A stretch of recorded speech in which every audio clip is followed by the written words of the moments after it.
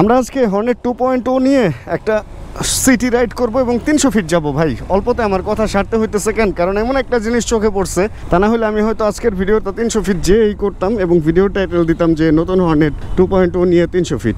আমরা একটা কথা বলি না যে জাহাঙ্গীর গেটের এখানের এই চেকপোস্টটা হচ্ছে সবচেয়ে ভয়ঙ্কর মোটরসাইকেলের জন্য। প্রচুর মোটরসাইকেল ধরে এবং কেস করে, পেপার টেপার চেক করে। এই সিগনালে এই রিক্সা খুব সুন্দরভাবে পার হয়ে গেল। আর এই একটা ভিআইপি রোড যেটা এয়ারপোর্টে চলে গেছে, এই এয়ারপোর্ট রোডে পুলিশের সামনে দিয়ে এই রিক্সা, এই ভ্যান দিনের বেলা এরকম ট্যাং ট্যাং করে সুন্দরভাবে চলতেছে। মানে বাংলাদেশের রোডের এখন লর অবস্থাটা কীরকম, আমি জাস্ট এটাই আপনাদের সাথে আজকে ভিডিওর শুরুতে শেয়ার করলাম। চলেন আমরা আজকে ইমার্জেন্সি দিয়ে বাইক চালাবো। ভিডিও করতেছি ইমার্জেন্সি সিচুয়েশনেই তো আছি, তাই না? Hey everyone, this is Syed Mohammad Iqbal, welcome to my YouTube channel MSI Vlogs। আছি হচ্ছে মহাখালী ফ্লাইওভারের উপরে। আর আমি এই বাইকটা নেওয়ার পর ফার্স্টেই বলছিলাম যে প্রথম দিন যে রাইড করলাম যে আমার একটু মনে হয় যে স্পিডটা 60, 70, 80-র উপরে গেলে মাথাটা একটু কীরকম যেন কাঁপে কাঁপে। আর আজকেও আমি 80-র উপরে তুলছিলাম অ্যান্ড দেখলাম যে এদিক থেকে ওই মাঠগার্ডটাও একটু এরকম করে বলে আমার মনে হইতেছে। এখন এটা যদি কোনো কারণে চাকা টাল হইতো বা অন্য কিছু হইতো, এই প্রবলেমটা আমি এমন না যে শুধু ওই স্পিডেই বুঝতাম, আর একটু আগেও বুঝতাম। এখন এটা আমার যেটা মনে হইতেছে যে একটা স্পিডে গিয়ে ওই 80-র উপরে গিয়ে যেই বাতাসের চাপটা, এই যে দেখেন এখন 80-র উপরে না 70, তারপরেও কিছুটা কি আপনারা বুঝতেছেন কিনা আমি জানি না, বাট আমি ভালোই বুঝতেছি। এই প্রবলেমটা আসলে অন্য, আমার যেটা মনে হইতেছে আমি নেক্সট সার্ভিসে আপনাদেরকে ক্লিয়ার করব যে আসলে এই প্রবলেমটা আমি যেটা ভাবছি সেটা কি না। এটা হচ্ছে এইটার যে বল রেসারটা কোনো কারণে যে এর আগে চালাইছে সে বল রেসারটা ঢিল করে রাখছে, যে কারণে আমি বাইক চালাইতে গেলেও আমার মনে হয়েছে যে আমি যখন হ্যান্ডেল ঘুরাই প্রচণ্ড লুজ, মানে খুব স্মুথ ঘুরতেছে, স্মুথের চেয়ে একটু বেশি ঘুরতেছে এরকম আমার কাছে লাগে। অ্যান্ড হ্যান্ডেল ছেড়ে দিলেও একটু দেখেন স্ল্যাপিং একটা ব্যাপার দেখছেন, বোঝা যায় কোনো দিকে টানে না, কিন্তু স্ল্যাপিং একটা ব্যাপার। কোনো দিকে টানে না এটার মানে হচ্ছে বাইকের অ্যালাইনমেন্ট ঠিক আছে। অ্যান্ড এই ব্যাপারটা স্ল্যাপিং হচ্ছে এই কারণে, কারণ নিচে চাক্কার একটা ভাইব্রেশন আছে, উপরে হ্যান্ডেল সোজা থাকতে চাইতেছে বাইকের ফুল ব্যালেন্স নিয়ে, মানে ফুল ব্যালেন্সটাই হ্যান্ডেলকে সোজা রাখতে চাইতেছে। অ্যান্ড নিচে পাথরের যেই ছোট ছোট পাথরের টেক্সচারের যেই ঘষা, ওইটার কারণে নিচের অংশ একটু এদিক সেদিক যাইতে চাইতেছে। অ্যান্ড এই দুইটার যুদ্ধটাই হচ্ছে এই ট্যাঙ্ক স্ল্যাপিংয়ের যে ভাবটা মনে হইতেছে, এই ভাবটা এখন এখান থেকে বের হইতে হইলে আমার এটার বল রেসার চেক করতে হবে। এমনও হইতে পারে অনেকে এই ভুলটা করে, বল রেসার যদি কোনো কারণে ধরেন খেয়ে যায়, মানে কোনো জায়গায় আটকাইতেছে বা এরকম মানে নষ্ট হওয়ার দিকে, তখন কি করে একটু লুজ করে গ্রিজ করে দেয়, তাহলে কি একটু স্মুথ খেলে মনে করে আরে ধুর ঠিক তো হয়েই গেল। বাট আসলে এই ব্যাপারগুলো হচ্ছে ক্যান্সারের মতো, আপনি বডির মধ্যে যদি রেখে দেন, ওষুধ খেয়ে যদি সুস্থ থাকার ট্রাইও করেন, যদি মেইন ট্রিটমেন্টটা না করেন, তাহলে প্রবলেম বাড়তে থাকবে, কখনো কমবে না। এই কারণে নেক্সট সার্ভিসে এটার বল রেসার আমার খুলতে হবে, খুলে দেখতে হবে যে আসলে বল রেসারের অবস্থাটা কি।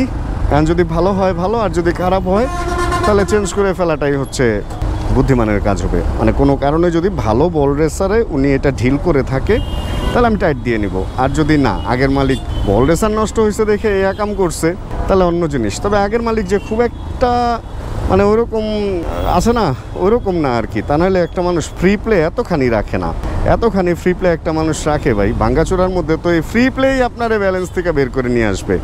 ফ্রি প্লে রাখতে হবে 100টা পরিমাণ, যাতে হ্যান্ডেল ডানে বায়ে ঘুরাইলে কোনো কারণে থ্রটল বেড়ে না যায়, অতটুকু রাখলেই হবে। এছাড়া ফ্রি প্লে রাখার দরকার নেই। এই ফ্রি প্লে দেখেই বোঝা গেছে যে উনি আসলে কি ইঞ্জিন অয়েল চেঞ্জ করছে বা কি করছে কে জানে। আর আরেকটা প্রবলেম পাইছি, এটা ঘুরে মানে এমন কেন। স্টার্ট অফ করছিলাম রে, এটার এই ভিতরের গাম এত খারাপ দিবে হন্ডা মনে হয় না। সে হয়তো এমনও হইতে পারে RCB লাগাইছিল এবং বেচার আগে আবার এগুলা লাগায় আমার দিয়ে দিচ্ছে, এটাও হইতে পারে। এখন বহুত কিছুই হইতে পারে। আগের মালিক কি করছে না করছে এটা তো আর আমি যদি বুঝা যাই তাহলে তো আমি জ্যোতিষী হয়ে যেতাম। আমি এখানে জ্যাম লাগছে কেন এটাই বুঝি নাই, আর আগের মালিক কি করছে এটা আমি কোত্থেকে বুঝবো বলেন। আচ্ছা, আজকের ট্যুর প্ল্যানই তো বললাম না, এই জ্যাম থেকে বের হয়ে দেন বলতেছি আজকে কই যাচ্ছি, কেন যাচ্ছি। আজকে মোটামুটি প্রত্যেকটা সিগনালে ভালো জ্যামই খাইলাম। আর এদিকে তো অযথাই কোনো কারণ ছাড়াই বনানী 11 নম্বরের যে মেন রোডের জায়গাটা, ওই জায়গাটায় কোনো কারণ ছাড়াই বেশ জটলা লেগেছিলো, অনেক সময়ও লাগলো এখান থেকে বেরোইতে। আর আমার সামনে একটা নীল SZS V4 আছে, এই যে চালাইতেছে দুই ভাই, সম্ভবত একই রকম বডি, মানে স্ট্রাকচার একই রকম। দেখেন একটু পরপরই হর্ন মারতেছে, কোনো একটা গাড়ি কোনো একটা বাস মানে মোটরসাইকেল দেখলে হর্ন মারতেছে। এটাই না শুধু, সে মোটামুটি যে আমরা জ্যামে ছিলাম এই জ্যামেও হর্ন মারতেছিল। তা আমি ভাবলাম যে আসলে কি সবাই কি উনি কি ভিআইপি, ওনারে সাইড দিয়ে দিবে? ব্যাপারটা তো এমন না। জ্যামের মধ্যে বসে এত হর্ন মারার কি আছে ভাই? জ্যামে আপনারও যতটুকু গুরুত্ব আমারও অতটুকু গুরুত্ব, আপনারা তো সবাই সাইড দিয়ে দেবেন। আর উনি একের পর এক হর্ন মানতেই আসছে। এটার মানে কি জানেন? এটার মানে হচ্ছে ওনার কনফিডেন্টের প্রচুর অভাব। উনি বাইক চালানো অত ভালো পারে না, এই জন্য উনি একটু পরপর মানুষকে জানান দিতেছে যে উনি এইখানে আছে। তো যত আসলে সময় যাবে মানুষের হর্ন দেওয়ার প্রবণতা তত কমবে, যত দক্ষ হবে তত হর্ন দেওয়ার প্রবণতা কমবে, এবং যত হর্ন কম দিয়ে আপনি বাইক চালাইতে পারবেন ততই আসলে আপনি অতটাই দক্ষতা বেশি অর্জন করবেন। তখন আপনার ওই সেন্সটা কাজ করবে যে সামনের ওই মালটা কি করতে পারে এবং কি করতে না পারে। আবার ব্যাপার আছে ভাই, দুইটা জিনিসের সামনে হর্ন না দিলে বিপদ। এক হচ্ছে অটোরিকশা, দুই হচ্ছে সিএনজি। 3 চাক্কা, বিশেষ করে 3 চাক্কার সামনে যদি আপনি হর্ন না দেন তাহলে আপনার জীবন যে রক্ষা হয়ে ফেরত আসবে তার গ্যারান্টি খুব কম। আর এই যে বাস যখন এরকম চাপ মারবে তখনও কিছুটা হর্ন দিতে হবে। হর্ন না দিলে আসলে হর্নটা তো দেয়াই হয়েছে ইমার্জেন্সি পারপাস, আপনি যাতে আপনার যে ওইখানে যে আপনি আছেন, মানে আপনি যে ওইখানে মজুদ আছেন এটা জানান দেওয়াটাই তো হর্নের কাজই এইটা। তো ওই জানান দেওয়ার জন্য হর্ন ঠিক আছে, কিন্তু অতিরিক্ত হর্ন দেওয়া ঠিক না। আর হর্ন সে মুঝে ইয়াদ আয়া যে এই বাইকটার হর্নের আওয়াজটা খুবই বাজে, অনেকটা বাচ্চা ছাগলের মতো করে উঠে। দেখেন অনেক কম আওয়াজ।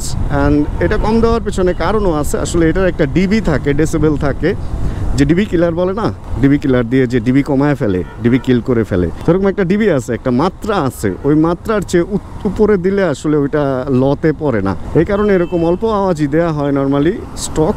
তবে আমাদের দেশের যে বর্তমান পরিস্থিতি আমাদের একটু ডুয়েল হর্ন লাগায় নেওয়াটাই ভালো, কারণ ইমার্জেন্সি পারপাস এই হর্ন আপনার কেউ শুনবেই না। একটা ট্রাকের ভিতর থেকে এই হর্ন বুঝবেই না যে আপনি কোন পাশ থেকে আসতেছেন।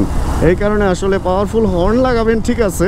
আর সামনের অবস্থাটা দেখেন না, সাজেকের মতো কালো হয়ে গেছে। কিন্তু ভাই হর্ন লাগাইলেই যে হর্ন দেওয়া লাগবে ব্যাপারটা তা না, তাই না? মানে অযথা হর্ন দিয়ে পরিবেশ নষ্ট করার কিছু নাই। আর এই বাসের অবস্থাটা দেখেন, ও কিন্তু আবার ফিটনেস নিয়ে চলতেছে।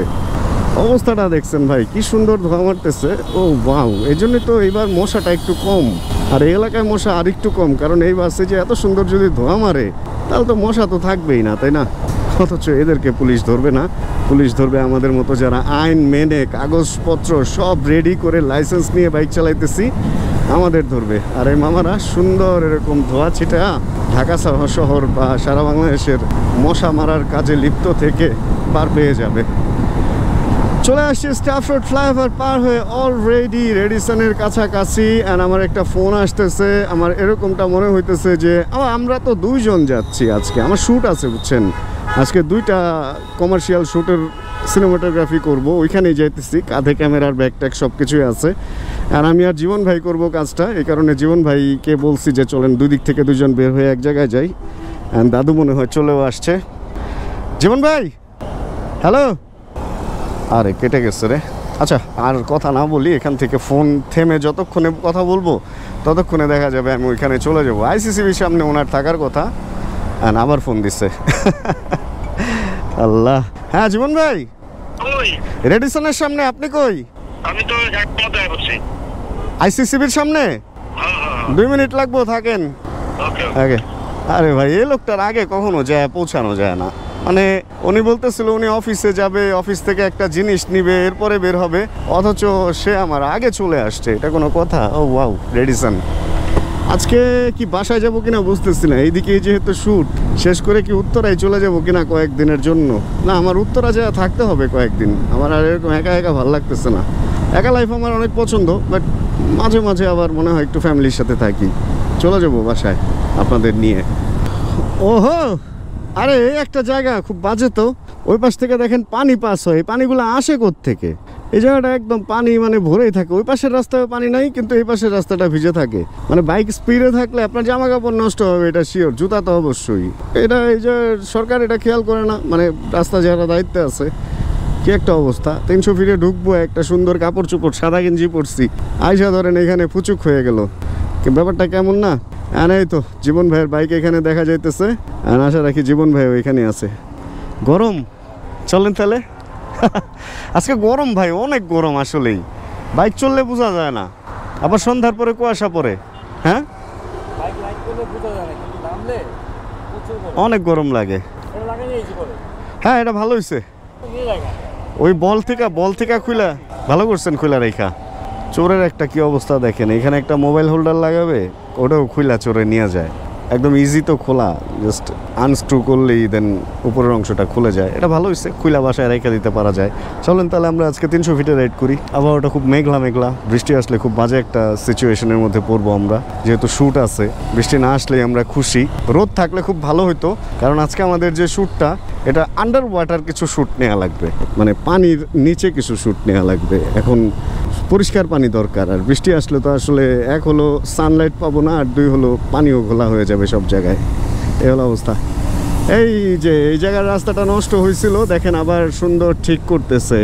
যাক ভালো, মনটা খুব খারাপ হয়ে গেছিলো যখন দেখছিলাম যে এদিকের এতখানি রাস্তা, ওদিকের সব রাস্তা ভালো, এখানে খুঁড়ে টুরে একাকার করছে। এ মামা, আপনি একটা বোধাই, আপনি উল্টা যান। বোধাই বোধাই এটা করতে হবে। এই যে এই মামারে কই, মামা উল্টা যা গেলে বোধাই এটা কইতে হবে ভাই, এটা কইলে সব ঠিক হইব। ওই যে আরেকটা, ওই যে ইলেকট্রনিক বোধাই ভাই, মোটর সাইকেল নিয়ে আসছে। এই যে দেখেন আরেকটা আধুনিক বোধাই ভাই, উল্টা গেলেই বোধাই, উল্টা গেলেই বোধাই ভাই। এই জিনিসটা যদি করা হয়, অপমানে পড়েও মানুষ এক সময় উল্টা যাওয়া বন্ধ করে দিবে। অ্যান্ড অপমানে পড়ে উল্টা যাওয়া বন্ধ করুক আর যাই করুক, আমাদের এই রোডে 60-র উপরে উঠা যাবে না, এটাই হলো মেইন কথা। কারণ এখানে লিমিট 60, 70, 80 পর্যন্ত হইলেও মোটরসাইকেলের জন্য আসলে 80 না, কারণ মোটরসাইকেলের লেন অলওয়েজ বাম পাশে। তো এটা আসলে পুলিশের এটা একটা অঘোষিত নিয়ম বলতে পারেন, যে বাম পাশের রোড দিয়ে আমাদের চলতে হবে। যেহেতু ওই রোডটা বন্ধ, সেহেতু আমরা চলতে পারতেছি না। তো আসলে এই রোডে রুল কতটুকু কি জানি না, ওই মেইন রোডে রুল দেওয়া আছে। ওই রোডে হচ্ছে 60, 70, 80 পর্যন্ত দেওয়া আছে। এখন ওইখানে যদি আপনি বেশি স্পিডে চালান তাহলে কেস খাবেন। আবার মাঝে মধ্যে কি হয় জানেন, ওই রোডে পুলিশ বসে না, পুলিশ বসে এই রোডে। কারণ কি, কিছু কিছু আছে ছাপরি, ওই রোড দিয়ে না যায় এই রোড দিয়ে চলাফেরা করে। তো ওই সময়টা আবার এই রোডে আর্মি বসে, তাও পুলিশ না। আর বুঝেনি তো আর্মি বসলে অবস্থাটা কি হয় মানে পুরা দেখা যায় যে গ্রুপ ধরে মোটরসাইকেল যাইতেছে, যাদেরই কাগজপত্র বা হেলমেটে ঝামেলা, তারা আবার ওখান থেকে উল্টা দিকে সুন্দর রওনা হয়ে যাইতেছে। আজকে কি হইতেছে, এত কাজ টাজ দেখেন, অনেক কনস্ট্রাকশনের ব্যাপার স্যাপার, কিন্তু আর্মিরা এখানে তত্ত্বাবধান করে এখানে যে এই রাস্তাগুলো ঠিকঠাক করতেছে আবার নতুন করে, সম্ভবত নাকি আবার খুঁড়তেছেও। ও না না না, ওনারা তত্ত্বাবধানে নিয়ে দেন ঢালাইটা দিতেছে। দেখছেন অবস্থা, 300 ফিট রাস্তা নষ্ট কেন হবে? এখানে আর্মি নিজে থেকে থিকনেসটা পরীক্ষা করে, যে কতটুকু থিকনেসে কতটুকু কিভাবে ঢালাই হইতেছে। তো এই কারণে 300 ফিট রোড দেখেন এখনো সংস্কারের প্রয়োজন হয় না। এই রাস্তা এখনো পর্যন্ত ক্যালকেলা, একদম সাফা কিরকিরা। কিন্তু আমাদের এলাকায় কি হয়, হ্যাঁ মামারা এইটু হাফ ইঞ্চি ঢালাই বা 1 ইঞ্চি ঢালাই দিয়ে যায়। অ্যান্ড তার মধ্যে আমরা তো আসি, বা যারা রাস্তার দায়িত্বে আছে এরা রাস্তা বানায় দেওয়া যায়। টিএনটির মনে পড়ে, আমার তারটা তো নিচে দেওয়া হয় নাই, ওয়াসার মনে পড়ে পানির লাইনটা তো একটু ঘুরায় ফিরাইয়া দিলে ভালো হয়, বুঝেন নাই? এই হয় আর কি। আচ্ছা, এই হচ্ছে চেকপোস্ট, বা চেকপোস্টে কোনো পুলিশ নাই। একজন পুলিশ ভাই এখানে আছে, যিনি দাঁড়ায় দাঁড়ায় হচ্ছে ফোনে কথা বলতেছে, হয়তো বিকেলে বসাবে চেকপোস্ট। ওই চেকপোস্টটাও আজকে বন্ধ।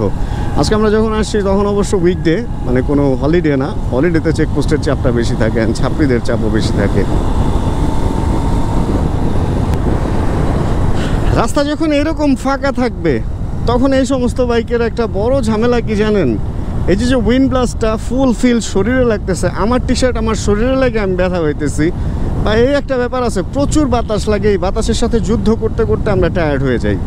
এই কারণে কিছু ক্ষেত্রে আমি বলবো যে আসলে স্পোর্টস বাইক ভালো। যদি আপনার রোড এরকম হয়, তাহলে আপনি বাতাসটা এত সুন্দর কেটে চলবেন, এবং আপনার সিটিং শেপ অ্যান্ড বাইকের শেপটা এত অ্যারোডাইনামিক থাকে যে আসলে টায়ার্ড লাগে না। অ্যান্ড এই বাইকটা এই ভারী বাতাস তো এখানে, মানে আমার টায়ার্ড লাগতেছে। আমি দেখেন 60, 70-তে চালাইতেছি, কারণ আমি যদি 80-র উপরে উঠি, এই বাতাসটা আমাকে পেছন থেকে এমন ধাক্কা দেবে যে ওটার সাথে আমার যুদ্ধ করতে হবে। এই বাইকে একটা বড় প্রবলেম এইটা, মানে এই ধরনের বাইকে। অ্যান্ড হর্নেটের এটাও একটা বড় সমস্যা, এই জায়গার কাঠটা এমনভাবে দিচ্ছে নিচ থেকে পুরো বাতাসটা এসে শরীরে লাগে। এটা যদি কোনোভাবে এদিক দিয়ে ফাঁকা দিয়ে এদিক দিয়ে বের করে দেওয়া যেত, বা বাতাসটা ইঞ্জিন পর্যন্ত ঢুকায় দেওয়া যেত, এই ব্যাপারটা খুব ভালো হইতো। এই 300 ফিট কিন্তু একটা ভাই মরণ রাস্তা। দেখেন এই যে মামারা কি সুন্দর উল্টা আসতেছে, মানে এটা ওনারা একদম রুল বানায় নিছে একদম। মানে এটা তো ওদেরই রাস্তা, তাই না? এটা কি আর আমরা ট্যাক্স দিছি ওই টাকায় রাস্তা হয়েছে? এটা তো অটো আইসা রাস্তা বানায় দিয়ে গেছে, ব্যাপারটা হলো ওরকম। যাই হোক, আমরা চলে আসছি আসলে আমাদের ডেস্টিনেশনে। এই ছোটোখাটো একটা রাইড করবো, এই জন্যই বের হয়েছিলাম। আর বিকেল টাইমটা হচ্ছে আমরা একটু আড্ডা দিব। ওইটা মনে হয় না ভিডিওতে দেখানোর কিছু আছে। মহিউদ্দিন চত্বর যাব, শ্যুট করবো, অ্যান্ড আড্ডা এই তো। যদি কোনো কিছু দেখানোর থাকে আমি ভিডিওর লাস্টে অবশ্যই দেখায় দিব। আর এই হর্নেট নিয়ে এখন কয়েকদিন ভিডিও আসবে সার্ভিস থেকে সব কিছু। যদি এই ধরনের ভিডিও দেখতে চান চ্যানেল সাবস্ক্রাইব করে রাখতে পারেন। আর আজকের ভিডিওতে কোনো কিছু ভালো লাগলে প্লিজ একটা লাইক দিয়ে দিন। অ্যান্ড যতক্ষণ আবার সামনে নতুন ভিডিও নিয়ে আমি না আসতেছি ততক্ষণ ইনশাআল্লাহ আমরা থাকবো ভালো, আমরা থাকবো সুস্থ এবং করতে থাকবো চিল ইনশাআল্লাহ। ও চিল রে, রোদ উঠছে। Chill bro. Check the mic and make sure it sound right, boys.